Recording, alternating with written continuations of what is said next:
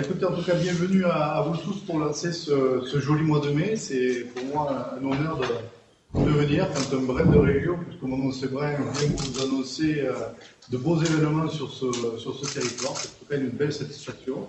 Des événements qui auront lieu donc, tout au long du mois de mai, qui font bien sûr écho à la déclaration de Schuman un certain 9 mai 1950, je crois, qui a montré quand même que le chemin était grand et que de pas depuis cette date pour faire une Europe où on se retrouve, où on y a pris à la fois des exemples, où on y a pris une soif de découverte, où on y a pris aussi une soif d'apprentissage.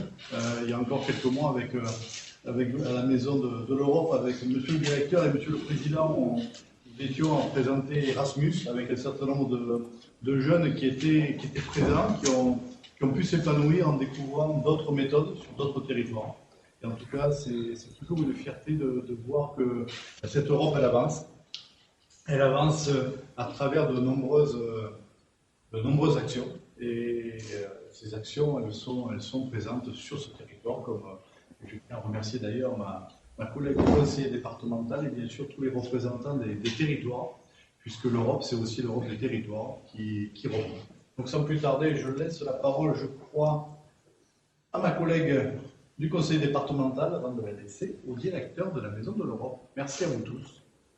Bonjour à toutes et à tous. Donc, je vais commencer par me présenter. Merci, M. Brun. Donc, Carole Bergerie, conseillère départementale du canton de Pont-Saint-Esprit, questeur de l'Assemblée départementale et déléguée aux politiques européennes du conseil départemental.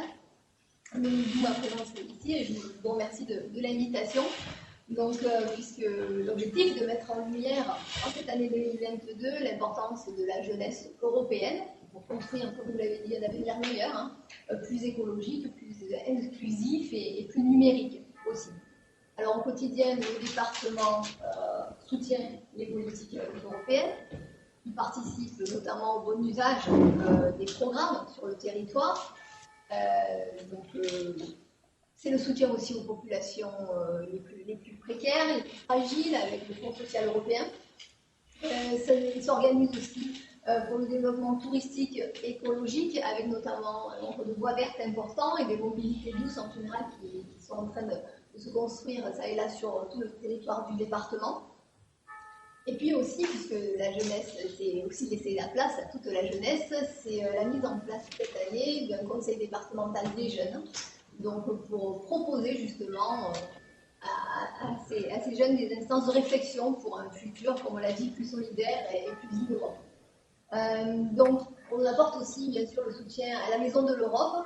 Je remercie le directeur du travail qu'ils font, parce que c'est important aussi de les soutenir dans toutes leurs actions.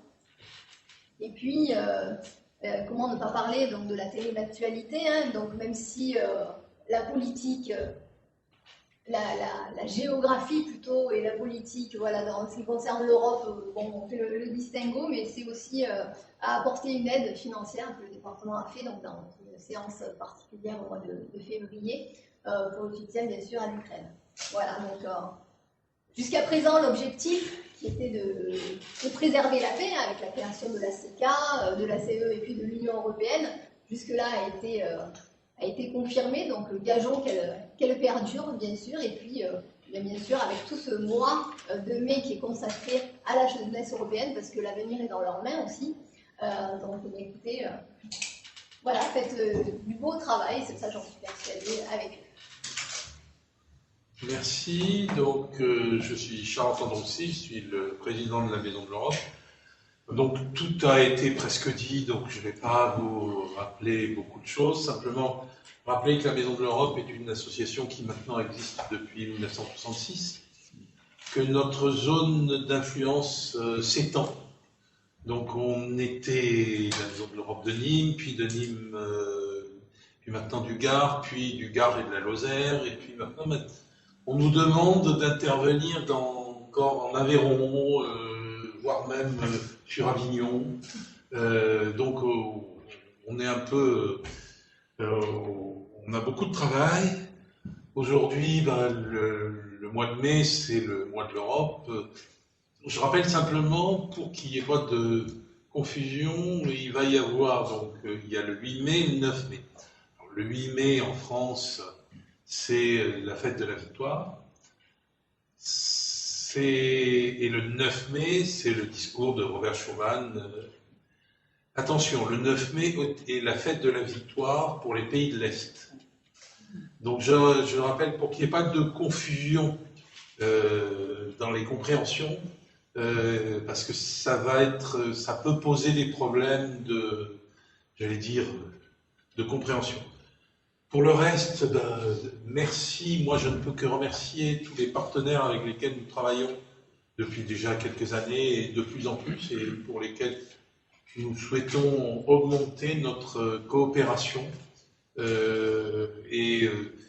surtout vers les jeunes, puisque aujourd'hui, c'est quand même la jeunesse qui fait l'avenir de l'Europe. Hein. L'avenir de l'Europe, c'est pas notre génération, malheureusement. C'est les jeunes, c'est les Erasmus, et même la nouvelle, le nouveau programme qui s'appelle ALMA, dont je vais dire simplement un mot, qui devrait être normalement lancé cette année. Grosso modo, c'est l'Erasmus pour les chômeurs et les jeunes en difficulté. Donc ça, c'est une nouveauté. Hein. Ça a été lancé par Madame la Présidente Ursula von der Leyen l'année dernière, et ça devrait être mis en place normalement cette année. Et je pense que ça, c'est une chose importante. Erasmus n'est pas simplement lié aux universitaires, aux gens de la fac. Erasmus maintenant est ouvert à tout le monde.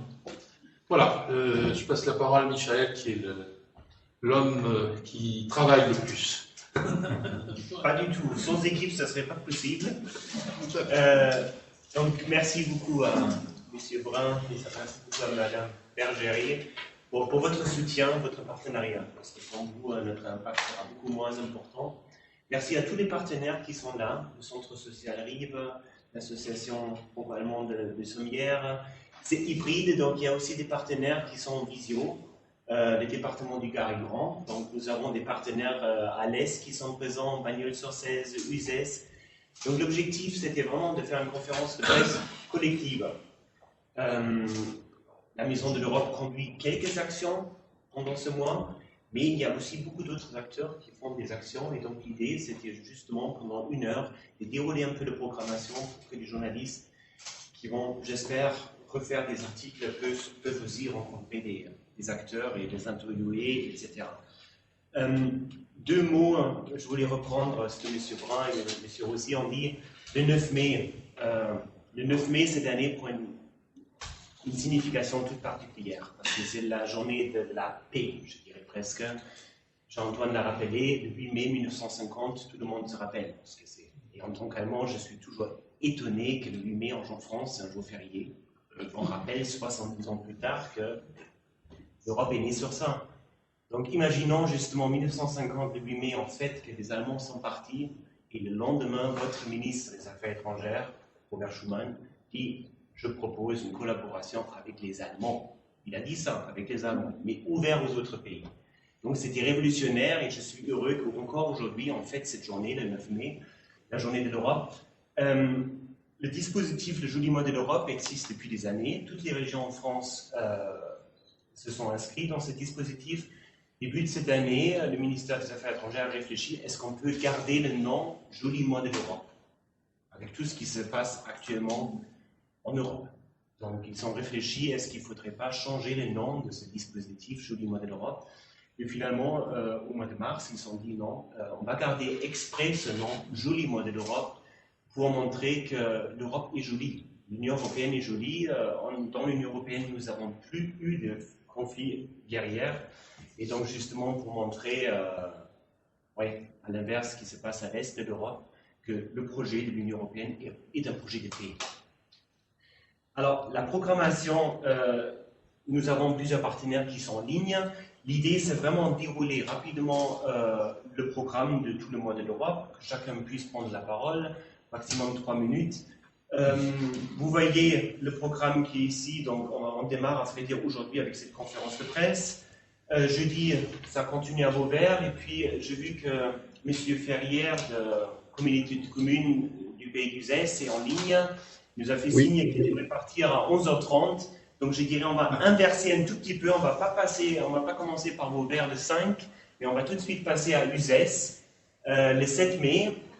Votre printemps de développement durable commence. Si vous voulez nous dire quelques mots, qu'est-ce qui se passe dans votre communauté de communes? Oui,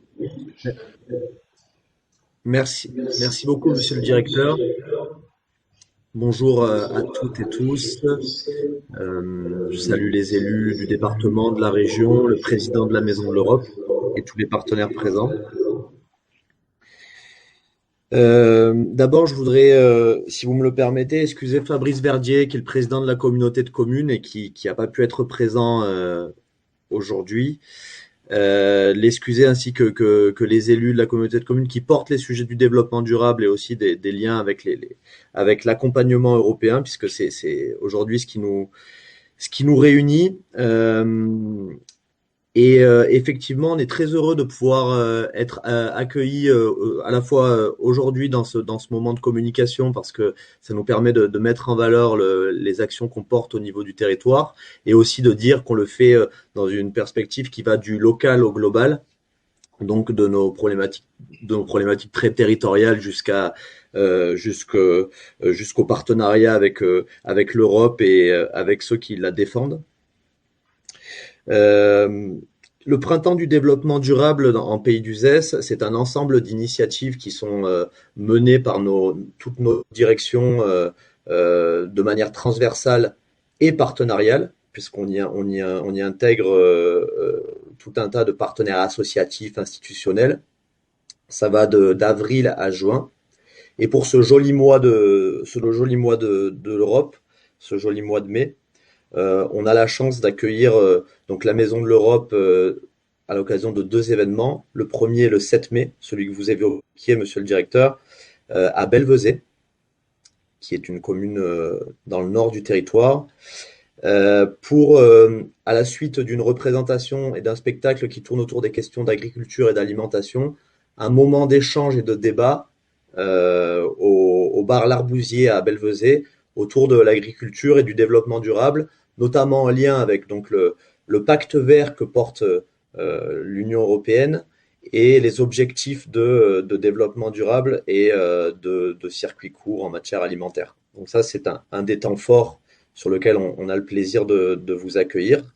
Le second, c'est le 14 mai à Uzès, au jardin partagé, où effectivement vous pourrez entre autres assister à rencontrer les responsables de la Maison de l'Europe sur un stand d'information.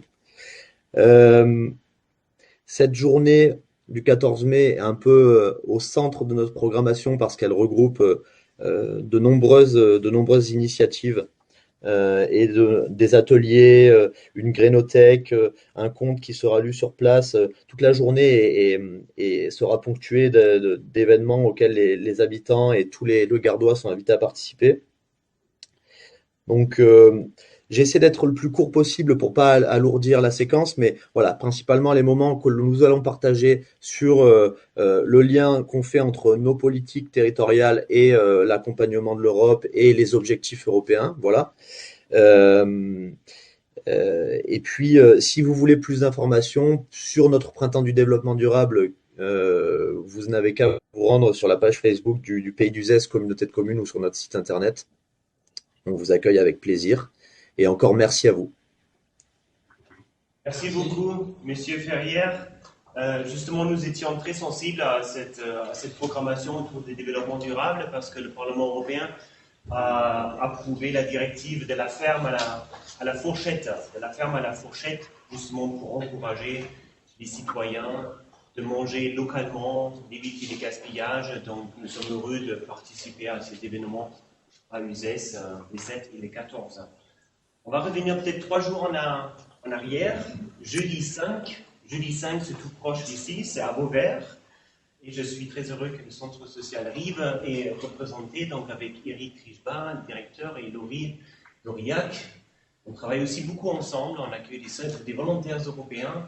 Et cette année, vous avez eu l'idée de faire une journée locale pour les Sud-Gardois autour de la mobilité. C'est bien ça? Tout à fait. Bonjour à tout le monde. Effectivement, on est un partenaire de la Maison de l'Europe depuis de nombreuses années au travers ça fait longtemps qu'on travaille ensemble, bien sûr. Dans un premier temps, sur le collectif du printemps de l'éducation contre le racisme et les discriminations, on a fait pas mal d'opérations ensemble sur cette thématique-là, qui nous tient beaucoup à cœur. Et puis, effectivement, plus récemment, sur l'accueil d'un jeune volontaire européen. C'est le troisième qu'on accueille. Donc, on est très satisfait de la collaboration. C'est une thématique, l'Europe, qui nous tient aussi beaucoup à cœur, et effectivement sur le secteur jeune, que pilote Laurie, puisque ça fait partie effectivement de nos objectifs de mobilité en direction des jeunes Vauverdois vers la région, dans un premier temps, c'est déjà pas mal, et ensuite vers l'Europe. Donc, on développe tout un tas de choses sur ces thématiques-là. Et il y a d'autres partenaires également sur le territoire, la mission locale jeune, le service jeunesse municipal, qui sont aussi dans cette logique. Et il nous paraissait tout à fait intéressant de mettre en place cette première journée, la première journée sur la mobilité européenne sur le sud gardois, sachant qu'il n'y a pas pour l'instant d'associations qui représentent effectivement cette thématique-là d'une manière forte, même si on souhaiterait se positionner là-dessus avec un label Eurodes, comme ça on verra par la suite. En tout cas, on est là pour réussir cette journée. Donc, comme je vous le disais, avec la mission locale jeune, le service jeunesse municipal, mais aussi le conseil départemental, la direction de la jeunesse, qui est aussi partenaire de la journée. Donc, ça se passera donc le jeudi 5 mai, pour ceux qui connaissent, sur la salle Musée à Vauvert. C'est la salle la plus grande qu'on ait sur Vauvert, donc on ne veut pas trop la louper. C'est l'après-midi de 14h à 18h. Un certain nombre de stands tenus par la mission locale et par la Maison de l'Europe sur la thématique de mobilité, sur des témoignages de jeunes, puisque le département doit faire intervenir un certain nombre de jeunes volontaires européens, la Maison de l'Europe aussi, pour témoigner, pour amener effectivement leur témoignage de leur vécu effectivement autour de cette mobilité européenne en direction des jeunes qui vont fréquenter l'après-midi. Donc un certain nombre de stands de témoignages, les offres, les mobilités, expliquer ce que c'est, etc. Également, puisqu'on a voulu que cette journée soit un petit peu conviviale quand même, un petit peu dans l'esprit jeunesse. Donc des animations, donc on a 3 radios qui sont présentes, puisqu'on a une radio aussi associative qui est la radio du centre social. On a également donc Delta FM et puis Radio Sommière qui sont présents donc, pour relayer l'information. On aura un stand graphe, on aura un stand initiation parcours, puisqu'on travaille beaucoup sur cette discipline-là au niveau du centre social. Et également un tournoi qu'on a appelé Coupe européenne, autour du baby-foot, c'est ça? De la pétanque? Et la pétanque. Voilà, donc qui peut être un moment sympa à proposer aux jeunes sur cet après-midi. Des démonstrations aussi avec une association qui s'appelle Stand Up, qui travaille autour aussi des cultures urbaines sur Nîmes, mais qui est aussi engagée fortement sur la mobilité européenne. C'est ça qui nous intéressait. Et du parcours, donc voilà, on fera aussi de la démo de parcours par les jeunes de nos ateliers. Et puis pour la deuxième fois, notre jeune volontaire européen est islandais. Il fait du rap, et donc vous aurez le privilège de l'entendre rapper sur cet après-midi-là. Voilà. Voilà un petit peu le programme de cet après-midi. Avec bien sûr une buvette autour, et voilà, qui permettra effectivement de se rencontrer sur des moments plus informels. Voilà, donc Laurie a dû déposer des dossiers de presse. Voilà. Ouais, et on l'a vu aussi à l'écran. Super, merci beaucoup. Eric, donc votre volontaire européen, il vient de l'Islande cette année, c'est ça? Voilà. C'est ça. Maximo. Maximo, au niveau linguistique, ça se passe bien, ça va? Ça s'améliore. D'accord, vous mettez à l'islandais, c'est ça? Voilà, nous, C'est pas évident Il l'islandais. connaît déjà 5 langues. Je me dis que peut-être la 6e, le français, ça ira bien. voilà. Alors, je pense qu'il est plus à l'aise au français que nous en Islande. J'ai pas tout compris quand il a rappelé la dernière fois. Parfait. Donc Maximo, il fait partie de, je crois, 10 volontaires européens qui sont actuellement sur le territoire. Donc il y a une volontaire qui vient des Pays-Bas, qui est chez nous à la Maison de l'Europe, et tous les autres sont coordonnés par la Maison de l'Europe, mais ils sont accueillis, accompagnés par les structures comme le Centre social, ou d'autres associations aussi dans le département. Et normalement, ça se passe assez bien. Et surtout, ils participent avec des idées, ils sont fortes de propositions aussi, fortes de propositions. Super. On essaye effectivement de les accueillir avec leurs compétences. Donc là, il est autour du rap, il est en animation, en co-animation avec un groupe de jeunes aussi sur le centre social, sur cette partie rap. Ok. Donc rendez-vous à Vauvert, 14h, jeudi. Jeudi. Parfait. Oui, ça va être compliqué à Vauvert. Il faudrait qu'on mobilise les troupes. Ouais, J'aurais dû louer un bus. Bon, on revient au 7 mai, le samedi, parce qu'on a eu M. Ferrière, mais on ne s'arrête pas à Uzès ou à Belvézé cette année. Il y a aussi Pont Saint-Esprit qui nous a contactés, qui organise une très belle manifestation. Et je vais laisser la parole à Maria Francesca Cini, qui travaille aussi à la Maison de l'Europe, qui organise tout cet événement aussi avec des volontaires européens, il me semble. Oui. Bonjour à tous. Donc, moi, c'est Francesca Sassofi. Je suis chargée d'animation et des projets à la Maison de l'Europe. Et cette année, on sera pas mal mobilisés. Donc, notamment les 7 mai, on sera avec certains volontaires européens à la salle des fêtes à Pont Saint-Esprit. Et je vois aussi que les référents internationaux de la mobilité et conseillers moi-même ça de la mission locale de Bagnols-sur-Cèze est aussi connecté. Donc, on sera à cet après-midi, c'est un événement festif avec plein d'ateliers différents pour en fait les laisser expliquer à la jeunesse non seulement les possibilités de mobilité qui sont ouvertes et qui sont possibles et accessibles à tout le monde, mais aussi un peu les façons de s'engager dans la société. Donc peut-être Mohamed, est-ce que tu souhaites dire peut-être rajouter un mot?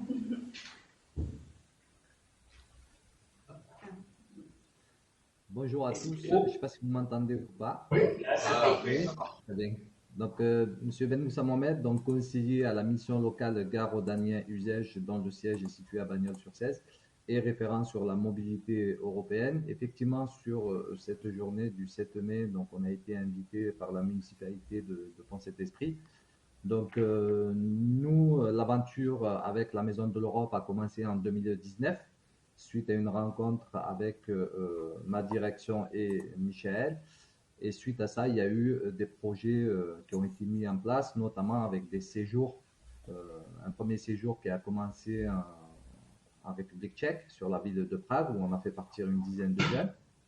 Un deuxième projet en Italie, sur la ville de Brescia. Et un troisième, il y a 6 mois de ça, sur la ville de Kalamata, en Grèce. Donc, juste pour revenir sur la journée du 7 mai. Donc, la mission locale va tenir un stand au sein de cette journée, justement pour pouvoir favoriser les échanges et montrer aussi ce qu'on fait sur notre territoire. Et il y aura aussi des jeunes qui ont pu bénéficier de ces séjours en République tchèque, en Grèce et en Italie, qui viendront témoigner sur les tables rondes et pouvoir échanger avec des jeunes qui se posent des questions. Donc ça sera sur la journée du 7 mai. Je tiens à préciser aussi que le travail avec la Maison de l'Europe, qui a commencé maintenant en 2019, je tiens à souligner que c'est un travail pour moi où on a créé beaucoup de liens, que ce soit avec Michel, avec Francesca, avec Monica, etc. Et tout, ça se passe super bien. On est associé aussi à la mission locale d'Alès, donc c'est-à-dire où Mission locale d'Alès et Mission locale de Bagnols travaillent ensemble justement pour pouvoir faire partir les jeunes durant ces différents séjours où les jeunes font des stages à l'étranger. Je tiens aussi à remercier ma direction, M. Combernous, qui me fait entièrement confiance sur ces différents projets et surtout sur l'envie d'aller encore toujours plus loin dans ce genre de projet de mobilité. Donc c'est un réel soutien pour moi parce que du coup ça me permet d'aller, que ce soit sur des séjours de 4 semaines ou sur des courtes durées ou sur du volontariat. Merci beaucoup, Mohamed. C'est un plaisir d'entendre ça parce que ça fait vraiment écho à ce que Charles-Antoine a dit tout à l'heure. L'Europe et les programmes européens aujourd'hui, ce n'est plus pour l'élite, ce n'est plus pour les étudiants, c'est pour tout le monde. Il y a la création du programme ALMA, Erasmus, c'est beaucoup de démocratisé, il y a le volontariat européen et c'est vraiment pour tout le monde. Et sans votre soutien, sans votre collaboration, Mohamed, on n'aura pas l'occasion de rencontrer tous ces jeunes qu'on ne trouve pas forcément dans le centre-ville de Nîmes, mais aussi dans les quartiers, à Bagnoles, à Alès et un peu partout. Donc c'est vraiment super ce partenariat avec toutes les missions locales. Et merci d'avoir participé. Et on se retrouve le 7 alors à Pont-Saint-Esprit, Mohamed, c'est ça? Voilà. Francesca, tu voulais ajouter? Juste pour ajouter, cette journée donc organisée par la mairie de Pont-Saint-Esprit et s'inscrit aussi dans un cadre plus large. C'est un dispositif Erasmus+, lui aussi, et qui vise de nouveau à redonner et inscrire encore plus les jeunes dans la participation locale, aussi régionale, européenne et nationale. Donc c'est un peu ça l'idée. C'est ouvert à tout le monde et les ateliers, ça sera surtout à destination des jeunes entre 10 et 25 ans. Et avec plein d'associations aussi, l'Université populaire qui sera aussi sur place, des organismes de formation. Donc tout ça, c'est porté à la fois par la ville, la mairie de Pont-Saint-Esprit, et aussi par M. Pucci, qui ne pouvait pas être présent aujourd'hui, qui est le délégué de la préfète, avec qui on a eu l'occasion d'échanger et de discuter plusieurs fois. Donc juste en même temps, cette journée... La journée du 7 sera bien chargée pour l'équipe de la Maison de l'Europe et les volontaires parce qu'on avait déjà indiqué, on sera à VLDC l'après-midi, on sera à Pont-Saint-Esprit, mais on sera aussi à Bagnols-sur-Cèze. Donc pour ça, je n'ai pas encore de flyer, Pierre, mais en fait, on va se rencontrer à partir de 9h30 à Bagnols-sur-Cèze pour une conférence. Celle-ci va être plutôt à destination du comité des jumelages. Donc, sachez que toute la semaine, le comité des jumelages de Bagnols-sur-Cèze accueille les villes jumelles. Donc, vous avez les villes jumelles de Bagnols-sur-Cèze qui se trouvent en Allemagne, en Belgique, en Italie, en Espagne et en Hongrie. Étant donné que je ne parle pas hongrois, je ne vais pas essayer de prononcer pour l'instant la ville, mais je vais noter si jamais ça vous intéresse. Donc, l'idée, c'est qu'on va faire une conférence participative sur la meilleure façon de rapprocher l'Europe aux citoyens. Elle sera suivie à 11h30 par l'inauguration du kiosque Europe. Donc, ce sera les nouveaux partenariats avec la médiathèque de Bagnols-sur-Cèze. Je rappelle aussi, étant donné que Mohamed est toujours qu'il y a déjà un kiosque Europe à Bagnols-sur-Cèze qui se trouve à la mission locale. Donc, les kiosques Europe, c'est un partenariat entre la Maison de l'Europe et ça peut être des associations, des municipalités, des établissements scolaires qui à la fois deviennent un petit point de relais d'information sur l'Union européenne avec des accès aux brochures, aux expositions, mais aussi on peut mettre en place des animations ou des conférences. C'est un peu ça l'idée de dynamiser aussi notre partenariat avec d'autres associations et d'autres villes. Et tout l'après-midi, si vous êtes à Bagnols-sur-Cèze, je vous invite à passer donc, à l'esplanade qui se trouve juste en face de la médiathèque.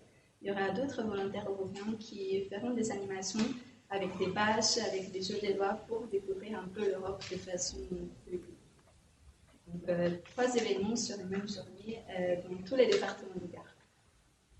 Parfait, quelle journée le samedi 7. C'est ça. Et on continue le dimanche 8 mai, donc c'est le jour férié. Et là, c'est traditionnel que la ville de Bellegarde organise sa fête de l'Europe. Et cette fête de l'Europe, c'est vraiment synonyme de rencontre entre les cultures. Là, je crois, on n'a pas de flyer pour la fête de l'Europe à Bellegarde. Alors, Bellegarde, ça ouvre à partir de 12h. Il y a beaucoup de stands de différents pays européens. Ce serait l'occasion de déguster des spécialités. Donc, on peut acheter un petit ticket, 5 €, et puis on pourra déguster des spécialités de beaucoup de pays. Donc, il y a des dégustations, il y a des producteurs locaux, des artisans qui seront présents. Et puis, toute l'après-midi, il y a des animations traduites pour les familles, promenades à poney, châteaux gonflables, etc. Et la Maison de l'Europe et des volontaires en participent avec des quiz sur l'Europe, avec des petits jeux pour vraiment se familiariser un peu avec la construction européenne. Donc ça, c'est le café. Voilà, et servir des cafés, et une exposition.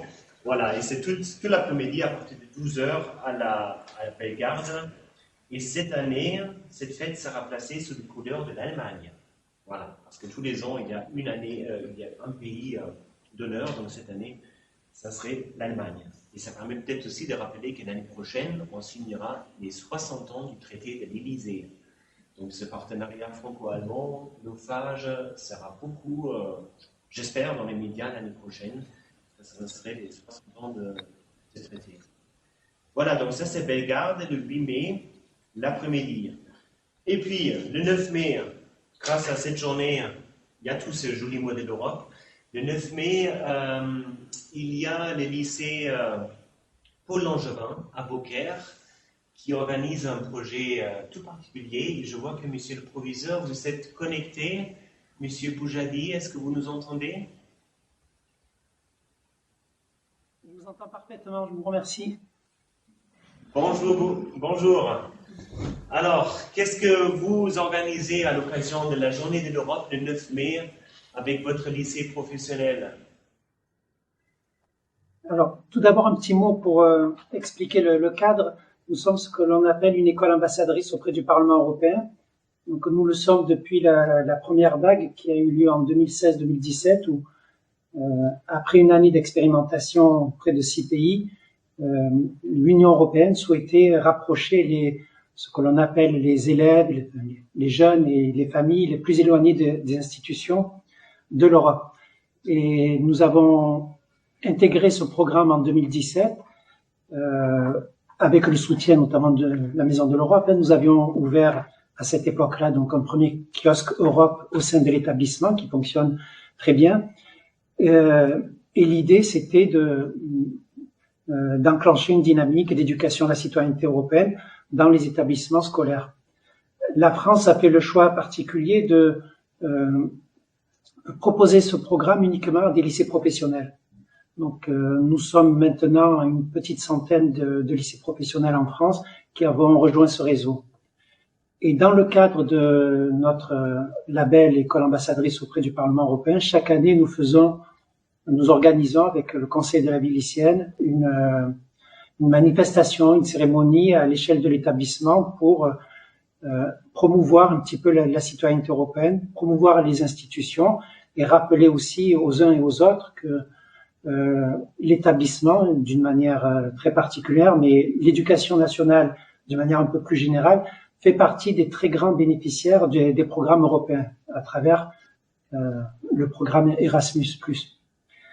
Cette année, c'est une année assez particulière. Alors chaque année est particulière et il y a un anniversaire chaque année, mais cette année, nous avons quand même la présidence française de l'Union européenne et avec le ministère de l'Éducation nationale qui a lancé un grand appel à projet, nous avons proposé de réaliser un flambeau européen, un peu à la manière de la flamme olympique.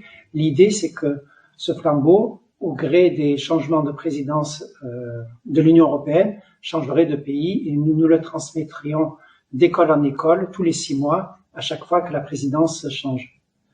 Donc c'est un projet sur lequel nous œuvrons depuis 14 mois. Donc, ce projet a été retenu au niveau national, donc il fait partie des projets labellisés avec le soutien de l'académie, de la région, de la communauté des communes et d'autres partenaires locaux. Nous sommes lancés dans un premier temps dans la fabrication de ce flambeau en essayant de lui donner du sens. Donc nous avons voulu symbolisant une Europe forgée sur ses valeurs. Donc les élèves ont travaillé pendant quelques mois sur qu'est-ce qu'ils attendaient de l'Europe, quelles sont les valeurs qu'ils souhaitent que l'Europe défend. Et nous avons travaillé avec une députée européenne, Madame Keller, et finalement, à l'issue de ce travail, auquel ont participé d'autres lycéens européens que nous avons accueillis ici à Beaucaire, nous avons conclu que la Charte des droits fondamentaux du traité de Nice reprenait la grande totalité des attentes des élèves. Donc, ce flambeau tel que nous l'avons construit a été créé en symbolisant donc un cœur de l'Europe qui est en construction, mais qui est nourri par ces droits fondamentaux auxquels tous les pays membres de l'Union européenne se sont engagés à respecter. Et vous savez que c'est un débat, notamment avec la Hongrie et la Pologne en ce moment. Ça, c'était la première étape. Et donc, la deuxième étape, c'est d'enclencher ce relais. Et donc, nous avons un lycée partenaire en République tchèque, puisque c'est la République tchèque qui prendra la présidence de l'Union européenne au 1er juillet, auquel nous allons apporter ce flambeau européen. Dans le cahier des charges de ce projet, que nous voulions éco-responsable, nous avions émis comme contrainte d'utiliser de produire le moins de carbone possible, et donc ce flambeau va être apporté en République tchèque à vélo. Donc c'est un périple de 1400 km, 1500 km, dans lequel vont se lancer 4 élèves et 4 professeurs sous forme de relais pour pouvoir s'économiser, puisque ce ne sont pas des cyclistes. Voilà, donc ils ne sont pas, ce ne sont pas des sportifs de haut niveau. Ils vont partir d'ici le 16 juin avec une étape importante au Parlement européen, puisque nous avons la chance dans notre parcours que Strasbourg est quasiment au milieu de ce trajet. Et nous aurons une remise du flambeau le 30 juin, avec, pour que ce relais puisse fonctionner, donc la contrainte que nous sommes donnés, c'est que chaque fois que nous choisissons un partenaire, eh bien, le partenaire choisi doit s'engager à trouver un partenaire qui doit à son tour s'engager à trouver un partenaire. C'est comme ça ainsi que le relais va fonctionner. Et nous avons donc un lycée tchèque qui a déjà trouvé son partenaire suivant, qui est en Suède, puisque c'est la Suède qui prendra le relais au 1er janvier 2023, si je fais pas d'erreur. Et ce lycée suédois s'est engagé à trouver un partenaire, voilà, pour que le relais perdure et que ce flambeau, eh bien, finalement, voyage de lycée en lycée tous les 6 mois à travers toute l'Europe.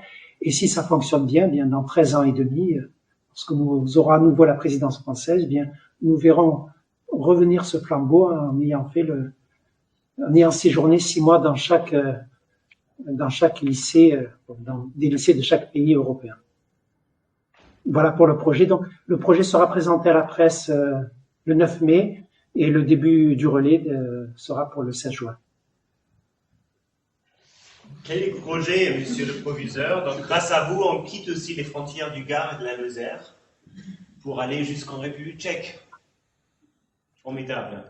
Et puis, je rappelle aussi que la ville de Nîmes est jumelée avec la ville de Prague. On travaille aussi beaucoup ensemble avec la ville de Prague. On envoie des stagiaires.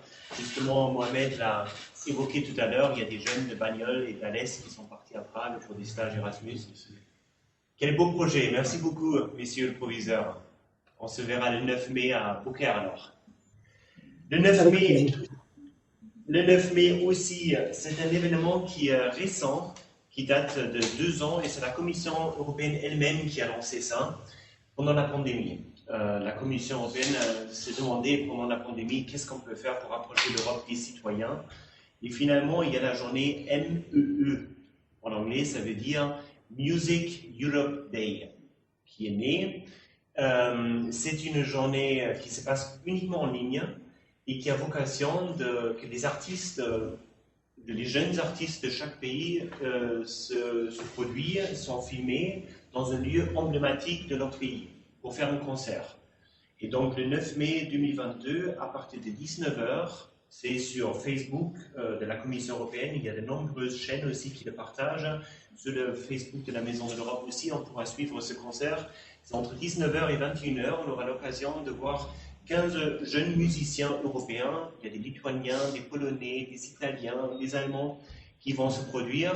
Et c'est un concert. Donc ils vont faire de la musique. Et après chaque œuvre, il y a aussi un peu d'explication. Tout est traduit dans les 24 langues. Et personnellement, j'ai assisté l'année dernière. C'est assez festif, assez joyeux d'allumer l'ordinateur, de laisser un peu voilà, les sons européens des différents pays. C'est un très très beau événement. très bel événement. Donc c'est à partir de 19h le 9 mai, le Music Europe Day. Music Europe Day. Voilà. Après le 9 mai, donc c'est 3 jours, 7, 8, 9, on se permet quand même 2 journées de pause. Hein. Je crois les 10, on va aller en Lozère, mais nous avons Evelyne Brands avec nous. Vous êtes la présidente. Non, il y a une petite erreur. Je l'ai été, mais c'est pas grave. Nous sommes une équipe très soudée. Nous nous remplaçons au pied levé, comme c'est le cas aujourd'hui. Et vous représentez donc bien l'association franco-allemande. L'association franco-allemande du pays de Sommières. Voilà. Il me semble que vous organisez des événements aussi autour du 9 mai et particulièrement le 13 mai, vendredi. Voilà, le 13 mai. Si je peux dire 2 petits mots sur notre association. Avant de présenter ce projet. Notre association a 18 ans d'âge. C'est tout à fait à l'image d'ailleurs de ses membres qui, sans monter jusqu'au Moyen-Âge, mais enfin, sont quand même d'un âge certain. Et pour certains, dont moi en particulier, sommes des enfants de la guerre et que nous n'avons pas subi personnellement, mais dont nous avons subi les séquelles. Si je peux dire juste un petit mot en ce qui me concerne personnellement, mais qui n'est absolument pas représentatif, car il est commun à beaucoup de nos membres. Mon père, par exemple, était résistant dans les maquis d'Auvergne. Mon mari est allemand. Voilà, c'est un résumé assez... significatif de ce que représente notre association. Alors, autant vous dire que quand on a ce passé, on est viscéralement européen. Il n'y a pas d'autres initiatives, d'autres symboles pour nous que l'Europe. C'est évident. Et il y a donc 18 ans que notre association fonctionne, et fonctionne bien.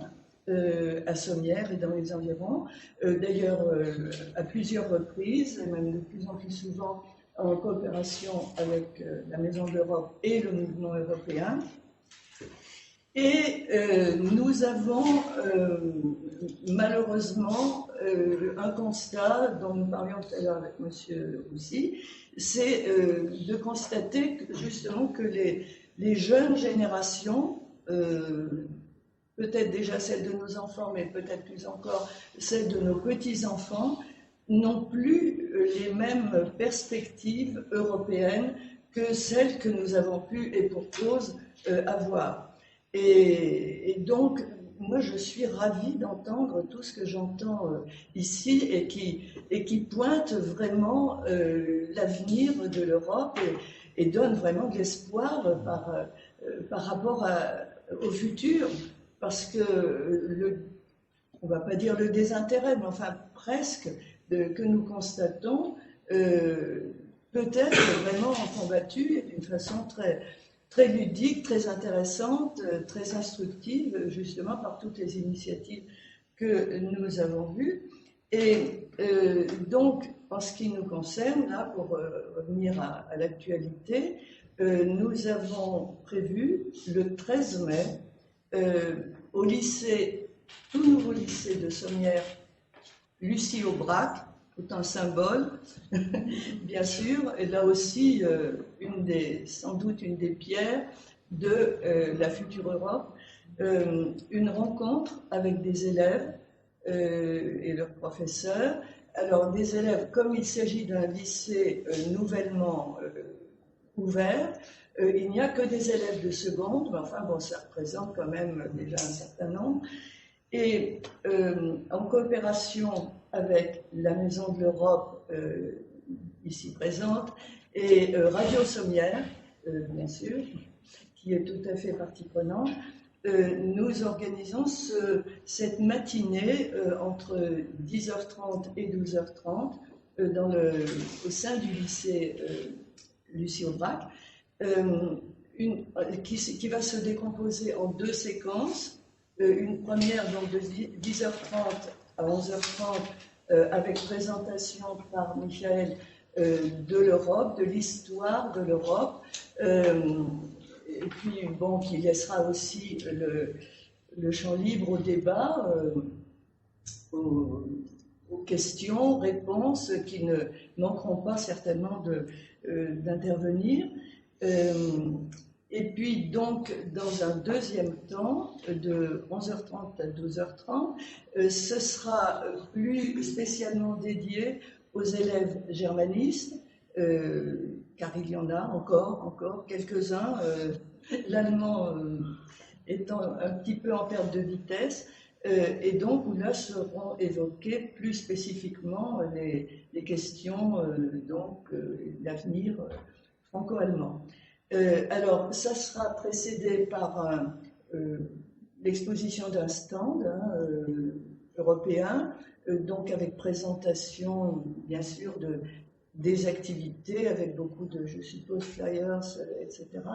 Ce sera retransmis par Radio Sommière. En tout cas, Radio Sommière se propose de faire non pas des micro-trottoirs, mais plutôt des micro-couloirs, je suppose, au lycée, pour donc échanger avec les élèves qui auront participé à ce débat. Et j'ai retenu une idée, là, tout à l'heure, qui me semble aussi assez alléchante, c'est l'idée peut-être d'ajouter des spécialités allemandes, des spécialités culinaires. En plus, vous voyez, ça on trouvera toujours des bras pour le faire, justement parce que, bon, l'histoire c'est bien, mais il y a aussi des plaisirs qu'on peut partager, voilà, qui sont d'ordre plus culinaire.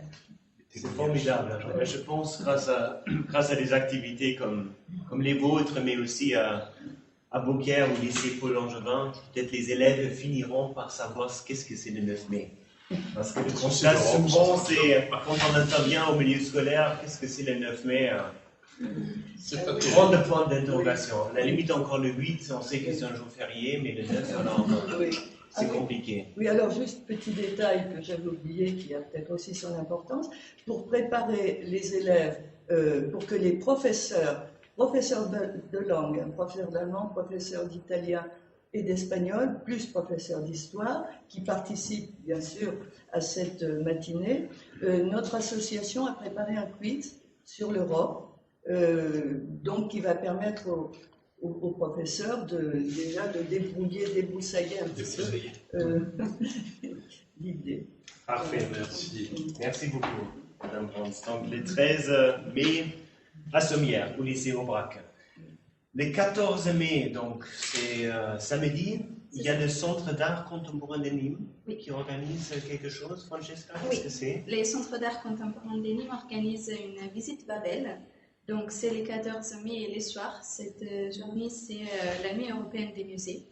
Et l'idée, c'est que les expositions, les œuvres d'art seront présentées par des personnes, soit des étudiants Erasmus de l'école des Beaux-Arts ici à Nîmes, soit des personnes avec un passé d'immigration qui vont présenter dans leur propre langue des œuvres d'art.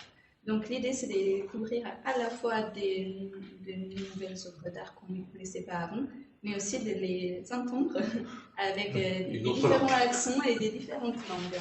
Donc ça, c'est les centres d'art contemporain des Nîmes qui organisent cette visite en coopération avec l'école supérieure des Beaux-Arts et l'association des 1000 couleurs et en partenariat avec la Maison de l'Europe. Donc un événement très intéressant et à suivre. Un peu plus tard, c'est la semaine, donc là aussi on a un peu des repos, je trouve, entre les 14 et les 18. On va organiser ensemble avec les collectifs départementaux des services civiques une journée qui, elle, est à destination des volontaires qui sont en service civique dans les départements du Gard. Donc on va passer toute une journée ensemble pour que les volontaires en service civique, je rappelle, il y en a un peu plus de 600 dans les départements du Gard, mais chacun avec des missions totalement différentes, dans des structures différentes, et ils ne se connaissent pas entre eux. Et c'est un peu ça aussi l'idée qui est ressortie, ce qu'on a entendu des jeunes en service civique, c'est que j'aimerais un peu plus rencontrer des personnes qui font d'autres missions, mais dans les mêmes dispositifs que les miens. Et ce sera à cette occasion qu'ils pourront les faire à travers un parcours citoyen. Donc il y aura 7 structures qui vont proposer des ateliers de découverte. Donc pour à la fois en savoir un peu plus sur les missions des autres volontaires, mais aussi un peu plus sur l'environnement, sur la santé, sur le sport, sur les mobilités. Donc c'est un peu ça l'idée, de tout découvrir pendant une journée et bien sûr de se découvrir, de se rencontrer. Voilà. Donc toute la journée, on sera au stade des posters à Nîmes. Donc les collectifs départementaux des services civiques, c'est Unicité, par exemple, c'est la Maison de l'Europe, la Ligue de l'enseignement, la FEV, le FOLEP, les foyers ruraux et les comités départementaux olympiques ici du Gard. Donc, pour avoir les différentes structures, les différentes thématiques, à la fois le sport, mais aussi l'Europe et l'enseignement. Ça sera le suite. Et puisque c'est l'année européenne de la jeunesse 2022, nous avons proposé aussi d'intégrer dans cette journée tous les volontaires européens qui sont dans le département. Donc, ça serait vraiment une rencontre entre volontaires, services civiques et volontaires européens autour des thèmes solidarité, engagement, sport, Europe, etc. Et ça se passe au Costières de Nîmes, c'est ça, au stade, exactement. Voilà, donc ça c'est le 18 mai. Ensuite, le 21 mai, voilà, ça c'est un peu plus tard, mais on le voit. Le 21 mai, on sera en Lozère. On va intervenir à Langogne parce que je rappelle ce que Jean-Antoine a dit, donc notre périmètre c'est un peu le département du Gard, la Lozère, une partie du Vaucluse, le Grand Avignon. Donc le 21 on sera en Lozère, à Langogne, au marché, pour organiser un centre d'information sur le marché de Langogne avec des producteurs locaux sur les appellations origine contrôlée, pour montrer que les oignons de Cévennes, par exemple, sont protégés aussi par l'Europe. Beaucoup de monde ne le sait pas, et donc on sera sur ce marché pour faire des jeux autour de ces appellations origine contrôlée, pour montrer aussi que l'Europe vous protège, même si beaucoup de citoyens ne veulent pas l'entendre, mais d'une certaine manière, c'est vrai aussi les producteurs. Voilà, donc on sera le 21 là-bas, et voilà, ensuite le 25 mai, il y a un autre lycée aussi qui s'intègre, donc c'est le lycée Hemingway. Et Francesca, tu interviens beaucoup avec ces lycées, ils sont aussi actifs qu'au BRAC et Pôle Langevin. Qu'est-ce qui se passe au lycée Hemingway? Les 25 mai, on a organisé une conférence avec un espace témoignage. La conférence va porter aussi sur l'Europe, les projets européens, les droits que les jeunes européens ont en tant que citoyens et citoyennes européens. Mais avec le lycée Hemingway, c'est un lycée avec lequel nous sommes beaucoup en partenariat. Je rappelle qu'au tout début de cette année, des jeunes sont partis en stage Erasmus+ en Allemagne. Donc c'est à la fois un kiosque Europe aussi, donc beaucoup d'animations, beaucoup d'interventions au milieu scolaire, mais aussi avec des projets de mobilité qui sont portés par la Maison de l'Europe avec des jeunes, des élèves du lycée Hemingway. Et on va conclure après les mois de mai, les 31, avec un gros événement. Ce sera la projection du documentaire Toit d'Europe. Toit d'Europe, c'est une association qui a été fondée par deux filles, Sophie et Mathilde, qui ont fait les tours des pays européens et qui ont fait des interviews. En total, un peu plus de 80 interviews à des jeunes et les questions portées sur les attentes des jeunes vis-à-vis de l'avenir de l'Union européenne. Donc, nous aurons l'occasion de les accueillir les 31 mai à l'Université de Nîmes pour une projection du documentaire qui sera suivie par un débat où on aura l'occasion d'échanger directement avec les réalisatrices. Donc, pour voir qu'est-ce que les jeunes d'autres pays européens pensent et quelles sont leurs craintes et leurs souhaits. Donc, ce sera l'événement qui va conclure les Jeux mois de l'Europe. Voilà. Et pour terminer le joli mois de l'Europe, j'aimerais passer la parole à Bénédicte Dussap, qui est aussi en ligne. Bénédicte travaille au GAL Cévennes. GAL Cévennes, c'est une structure qui gère entre autres le programme LEADER, donc l'Europe ultra-locale, l'Europe vraiment auprès des territoires. Et Bénédicte, il y a 3 projets que vous avez suivis qui vont ouvrir prochainement aussi pendant le mois de mai. Donc si tu pouvais nous dire... Oui, donc un petit mot déjà sur le programme LEADER. Je ne sais pas si tout le monde le connaît. C'est un programme européen de développement en milieu rural qui est mis en œuvre donc par des GAL, comme vient de le dire Michel. Pour vous donner un peu une idée, il y a 4 GAL dans le département du Gard, 38 GAL en Occitanie. un peu plus de 300 en France et puis quelques milliers en Europe. Et donc, ces programmes soutiennent en général des petits projets. Pour un ordre d'idée, sur la période 2014-2022, donc qu'on est en train de conclure, on a soutenu au niveau du GAL-Cévennes une centaine de projets, donc pour un montant moyen de 25 000 € à peu près. Et donc là, à l'occasion du Joli Mois de l'Europe, on voulait mettre en valeur un petit peu ces projets qui ont été soutenus. Et donc là, aujourd'hui, je voulais vous parler de 3 projets qui sont assez ambitieux et générateurs d'emplois pour des petites communes en milieu rural, en Cévennes. Donc, ce sont des projets qui sont portés par des entreprises qui ont aussi des pratiques respectueuses de l'environnement, et c'est aussi pour ça qu'on a souhaité les soutenir, qui ont un lien aussi avec le local et qui ont proposé des activités innovantes, parce que l'innovation, c'est aussi un des piliers de ce programme européen Leader. Donc le premier projet que vous voyez donc à l'écran, c'est le parc d'Inopédia qui est situé donc sur la petite commune de la Grand-Combe. Donc c'est un parc en fait qui a déjà ouvert il y a 2 ans, mais qui a sollicité donc les programmes européens pour créer un sentier qui permet de relier le parking au site, puisqu'ils ont été obligés de créer un parking plus grand pour accueillir leurs visiteurs. Donc voilà, un des exemples sur lesquels le programme Leader peut intervenir. Et voilà, c'est un sentier qui est ponctué donc d'animation, mais qui permet aussi de s'immerger un peu dans la nature et de découvrir un peu aussi la forêt des Cévennes. Donc, comme vous le voyez, là, c'est un projet qui était assez ambitieux, donc pour lequel les financements Leader européens ont apporté une contribution à hauteur de 64 000 €, donc qui est le montant aussi qui a été attribué au projet Aquaforest, donc qui est situé sur la commune de Bagard, donc Bagard entre Alès et Anduze, pour vous situer à peu près. Donc là, c'est un site qui existait auparavant, qui proposait une activité d'acrobranche qui s'appelait Forest Park. Et les 2 gérants ont constaté qu'avec les étés de plus en plus chauds, il était important de proposer des activités un peu plus rafraîchissantes en été. Et donc, ils ont eu l'idée de créer donc des bassins d'eau, qui sont des bassins de baignade avec une eau non traitée, puisque l'eau est filtrée par des plantes aquatiques. Et elle est aérée aussi par un système de petites cascades qui permet donc d'avoir une qualité d'eau très correcte. Et donc ils vont proposer une activité de water jump. Donc en fait c'est un système de toboggan qui permet de faire des sauts avec des bouées. Voilà. Et donc c'est un site aussi qui proposera un snack avec des produits bio et locaux. Donc voilà, qui seront aussi tout à fait les bienvenus pour la clientèle de jeunes qu'ils vont attirer.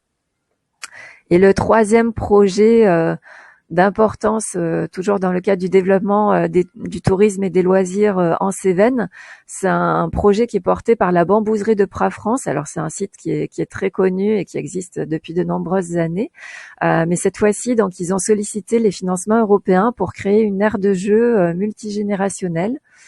Et donc du coup ils ont un petit peu moins de 64 000 €, mais ils y sont presque, donc de financement européen pour créer cette aire de jeu qui est en lien avec une nouvelle activité qu'ils ont créée. Donc vous voyez une photo, c'est une balade aérienne, donc qui permet de marcher à 8 mètres de hauteur, donc pour voir les végétaux avec un autre angle de vue que celui avec lequel on les voit d'habitude.